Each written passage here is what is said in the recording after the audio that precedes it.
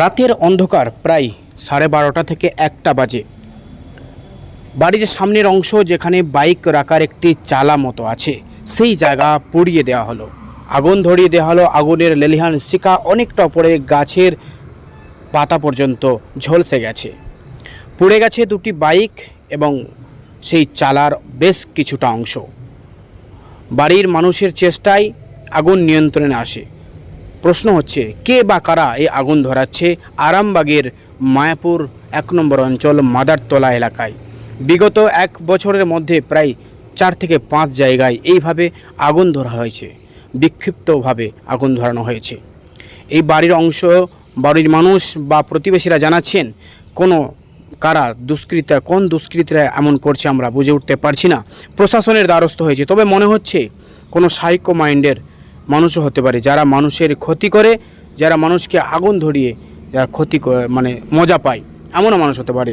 এখানে একটি ক্লাব উদ্বোধন হওয়ার আগেই পুড়িয়ে দেওয়া হয়েছিল, প্রায় মাস 6 আগেকার ঘটনা। কি বা কারা, কে বা কারা এই ঘটনা ঘটাচ্ছে পুলিশের কাছে দ্বারস্থ হয়েছেন।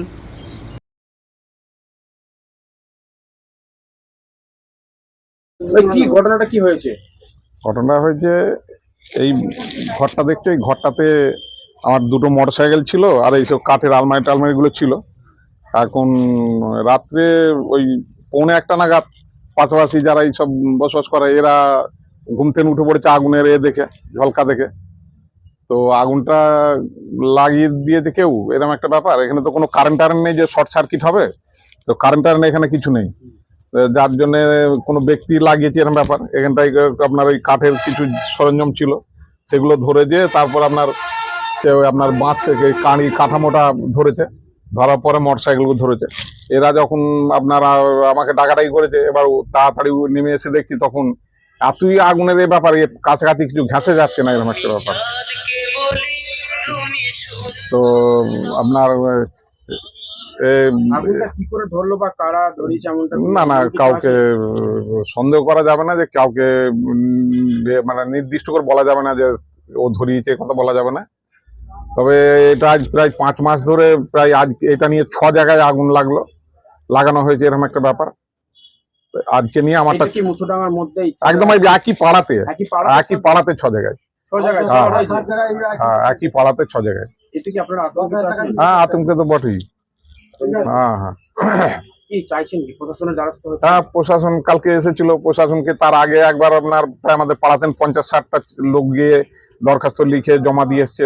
প্রশাসনের কি নিয়েছে জানি না। পাড়ার কয়েকটা ছেলের মুখে শুনছিলাম যে আপনার সিভিকরা রাত্রে পুলিশকে তাই চোরকে তাড়া করেছে, করে এইদিকে করেছে, তাহলে সিভিকরা ওই চোরটাকে ধরতে পারতো, কিন্তু তার কোনো ধরার কোনো নেই।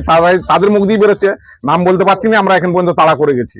এইদিকে তার শিবিররা যদি চোরকে তাড়া করে যায়, ধরতে পারে, থানার দ্বারস্থ হলে তারা শিবিররা ধরতে পারতো পুলিশকে, এই মানে চোরটাকে, কিন্তু তারা সেটা ধরে না। তারা নিজের মুখেই বলছে আমরা তাড়া করে গেছি অমুক দিনে। হ্যাঁ, এবার এখন প্রশাসন যদি এর সুব্যবস্থা নেই তাহলেই তো আমাদের উপকৃত, তাছাড়া কি উপকৃত পারবো। বা কোন জায়গায় ঘটনাটা ঘটেছে? এই মায়াপুর মাদারতলা পাড়াটার নাম, এটা এলাকা মায়াপুর, আর ঠিক পঞ্চায়েতের পাশেই তো, এটা পাশেই।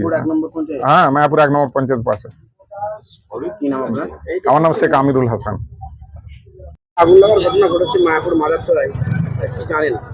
দেখুন, খুবই মর্মান্তিক দুঃখজনক একটা ঘটনা। এটা আমার বাড়ির একদম পাশেই, একদম আমার বাড়ি লাগোয়া। এ পর্যন্ত এখানে 6টা এই ধরনের ঘটনা ঘটেছে। প্রথম ঘটনাটা ছিল এই মোটরডাঙ্গা লায়ন্স ক্লাব, যেটা হয়েছে উদ্বোধনের আগের দিন সেই ক্লাবে আগুন লাগানো হয়েছিল। সেখান থেকে স্টার্ট এখন পর্যন্ত কারো প্লাস্টিকে লাগানো হয়েছে, ইতিপূর্বে একজনের বাইক পুড়িয়ে দেওয়া হয়েছে। মানুষ আতঙ্কিত, এই মাদারতলা গ্রামের মানুষের আতঙ্কিত রয়েছে। এ পর্যন্ত 6বার আগুন লাগানোর ঘটনা হলো। আপনি যদি এই গলি থেকে একটা ভিডিও নেন, দেখতে পাবেন যে যেখানে আগুন লাগানোর ঘটনাটা ঘটেছে, 2টো বাইক, একটা বাইক পুরো নিঃস্ব হয়ে গিয়েছে, আর একটা কিছুটা অংশ পুড়েছে, সামনের অংশ। সেই 1 হাত দূরেই মানুষের বসত বাড়ি। ঘটনাটা শোনা যাচ্ছে রাত্রি 12টা 12:30 নাগাদ লাগানো হয়েছে, 1:45। অর্থাৎ যেই সময় মানুষ কিন্তু একদম গভীর ঘুমে আচ্ছন্ন থাকে, সেই সময় বেশিরভাগ মানুষ সেই সময় ঘুমিয়ে যায় গ্রাম বাংলার মানুষ। এমন একটি জায়গাতে আগুনটা লাগানো হয়েছে, খুবই সেন্সিটিভ। পাশেই মানুষ ছিলেন, গরিব মানুষের বসবাস। আমরা ধন্যবাদ জ্ঞাপন করি সৃষ্টিকর্তার কাছে যে ওনাদেরকে রক্ষা করা গিয়েছে, ঠিক সময় মতো মানুষ সজাগ হয়েছেন। উদ্ধার করেছেন, জল দিয়েছেন, নিভিয়েছেন, না হলে হয়তো কোনো মানুষের ক্ষয়ক্ষতি হতো, মানুষ হয়তো পুড়ে যেত। আমরা প্রশাসনের কাছে খুব দ্রুত এর জন্য একটা নিষ্পত্তি চাইবো। ইতিপূর্বে আগুন লাগানো হয়েছে, প্রশাসনকে জানানো হয়েছে, কিছুদিন সিভিক এখানে নিয়োগ করা হয়েছিল, সেটাকে আমরা যথাযথ মনে করছি না। আমরা প্রশাসনের কাছে দাবি জানাচ্ছি যে কালপিট যারা রয়েছে, একটার পর একটা ঘটনা তারা ঘটিয়ে যাচ্ছে, অবিলম্বে তাদেরকে শাস্তির আওতায় নিয়ে আসতে হবে এবং দ্রুত। দেখুন, এটা তো আমরা অনুমান করে বলতে পারি না, এটা প্রশাসনকে খুঁজে বের করতে হবে যে আসল অপরাধী কারা।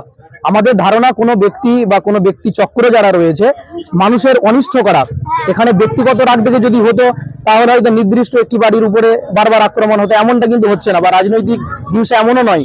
মানে একজন বা একটা চক্র এমন রয়েছে যারা এটাকে নিয়ে খুব বেশি আনন্দ করে হয়তো এই উৎসব করে এগুলোকে পুরানো হচ্ছে, মানুষের ক্ষতি করাটা তাদের কাছে একটা নেশায় পরিণত হয়েছে, আমাদেরকে এটা মনে হয়েছে। আমরা অবিলম্বে আরামবাগ থানার কাছে আমরা আপিল করব যে দ্রুত এই মাদারতলা গ্রামে শান্তি ফিরিয়ে নিয়ে আসা এবং রাত্রিতে মানুষ যাতে নিশ্চিন্তে ঘুমাতে পারে তারা একটা বন্দোবস্ত করুন, সিভিকের এখানে ব্যবস্থা করুন এবং খুব শীঘ্রই মায়াপুর 1GB সহ আমরা প্রশাসনের কাছে আপিল করব যে গ্রামে সিসিটিভির ব্যবস্থা করুন, যাতে করে এই ধরনের ঘটনা দ্বিতীয়বার না ঘটে। আজকে বাইক পুড়ছে, প্লাস্টিক পুড়ছে, আগামীকাল কোনো মানুষের ক্ষতি হবে। পাশে একটা গবাদি পশু ছিল, গরু ছিল, সেটা রক্ষা হয়েছে। আমরা সেই জন্য প্রশাসনের কাছে আপিল করব, আপনারা বিষয়টি নজরে রাখুন এবং দ্রুত এর একটা নিষ্পত্তি করুন, সমাধান করুন। আমি প্রতিবেশী, একদম আমার বাড়ির পাশেই ঘটনাটা ঘটেছে। শেখ সাদ্দাম হোসেন।